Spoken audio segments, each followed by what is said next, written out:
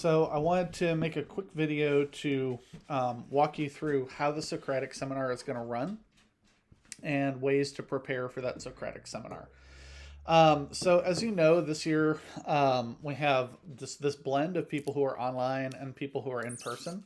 And so we are going to run it. If you're, a gold person, you'll meet on Tuesday next week. If you're purple person, you meet on Wednesday. I think I have that correct.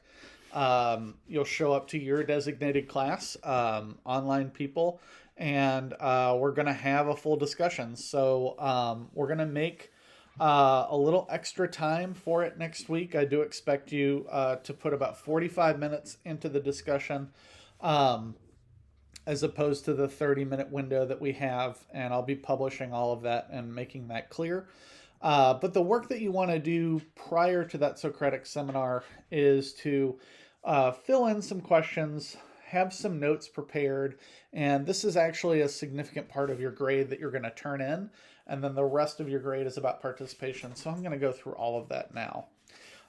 So far with Night, you've been asking questions, you've been completing reading logs, you've been coming up with quotes. All of that material is now something that we want to talk about.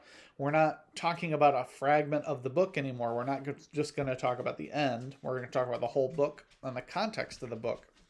And so I'm going to give you again our central questions. What does it mean to be human? Can we lose our humanity? To what extent do individuals have control over our own lives? Can silence perpetuate violence? Is there a way that individuals can create awareness to atrocities?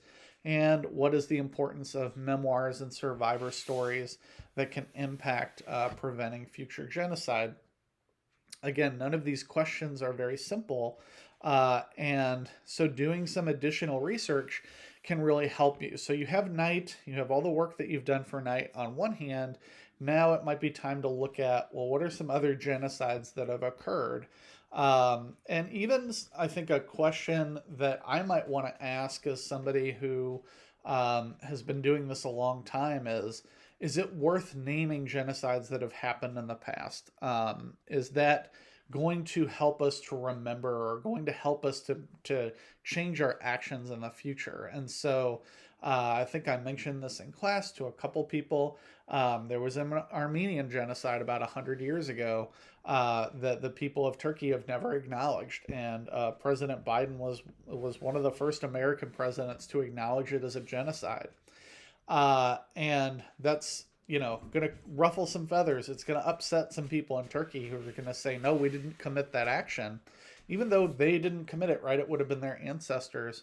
And to make things even more complicated, there wasn't a word for genocide at that time, right? So even though I think people could potentially come around that and say, yeah, we were responsible for something terrible, and we want to ensure that we don't ever do that again. There are always going to be people who are saying, no, we didn't really do anything wrong in the first place, right? And so how can we apply that kind of thinking to something like Night? Do things get better if we don't talk about them? That's a good question. Down here, I've suggested some things for you to connect to. So yes, you have your Night stuff.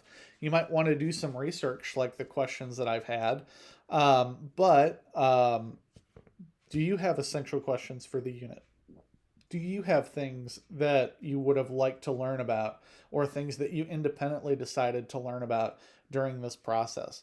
What personal experiences do you have that help you to understand the genocide, the Holocaust, or the genocide a little better? And that can go, I think, all the way down to the concept of bullying, right? Just making fun of somebody for some imagined slight, is at the core a kind of evil that, eventually leads itself to this kind of overall hatred. What other research have you have? What other arguments have you made in other high school courses? So can you be personable with it?